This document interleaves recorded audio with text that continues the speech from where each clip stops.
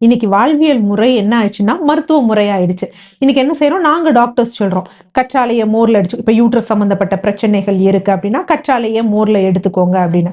அடுத்து இந்த readymade products first விஷயம் எக்ஸ்டர்னலா யூஸ் பண்ற ஜெல். ஸோ ஜெல்ல வந்து பார்த்தீங்கன்னா, அப்படியே கற்றாழை நம்ம நெறைய இடத்துல சொல்றப்ப ஃப்ரெஷ் ஆலோவேரான்னு தான் சொல்லுவோம். ஏன்னா சில இடத்துல இந்த ஜெல் தன்மை குடுக்குறதுக்காக பெக்டின் அப்படிங்கிற ஒரு விஷயம் சேர்ப்பார்கள். சேர்க்காமலும் பண்றவங்க இருக்காங்க. பட் யார் ஒரிஜினல், யார் டூப்ளிகேட்ங்கிறது தெரியாது. ஸோ அந்த ஒரு விஷயம் நம்ம ஜெல்லா வாங்கும் பொழுது ப்ராப்ளம் இருக்கு. பட் அது எக்ஸ்டர்னலா போடுறப்போ ஓகே. ஓரளவுக்கு ஓகே.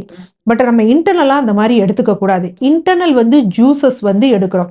ஸோ இந்த இன்டர்னல் ஜூஸஸ் எடுக்கிறப்ப, நம்ம ரொம்ப நாள் வரைக்கும் எடுக்கணுங்கிறதுக்காக, யூசுவலா சோடியம் பென்சோயேட் வந்து அதில பிரிசர்வேட்டிவா ஆட் பண்ணுவாங்க.